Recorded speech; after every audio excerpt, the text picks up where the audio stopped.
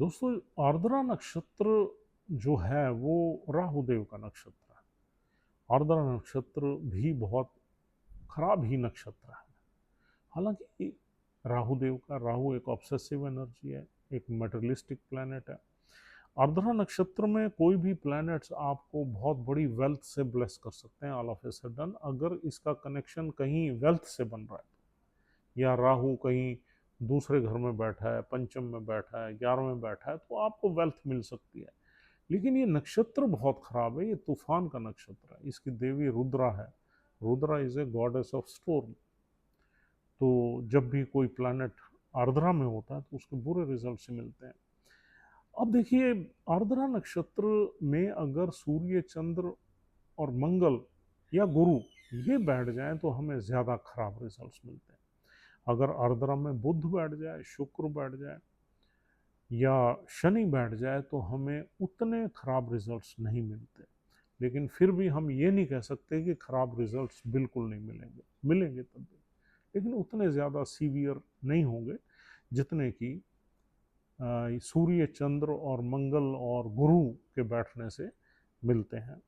अब देखिए, आर्द्रा नक्षत्र जो है उसकी देवी रुद्रा है। Rudra is a goddess of storm, तूफान की देवी है। इसका संबंध शिव जी की तीसरी आंख से भी है। और आपने पढ़ा ही होगा, सुना भी होगा कि शिव जी जब तीसरी आंख खोलते हैं तो there is a big storm, बहुत उथल पुथल हो जाती हैं चीज़ें, बहुत डिस्ट्रक्शन हो जाती है। तो यही नक्षत्र है आर्द्रा नक्षत्र। तो आर्द्रा नक्षत्र में जब हमारे प्लैनेट्स आते हैं तो हमारी चीज़ों को डिस्ट्रॉय करके रीबिल्ड करते रहते हैं। तो हमारे पास बहुत कुछ आ जाता है लाइफ में, और फिर एक ऐसा तूफान आता है जिसमें ये चीज़ें सारी स्वाइप अवे हो जाती हैं, सारी डिस्ट्रक्शन हो जाती है, और फिर हम एक नई रीबिल्डिंग में। तो ये तो शेड्स हैं।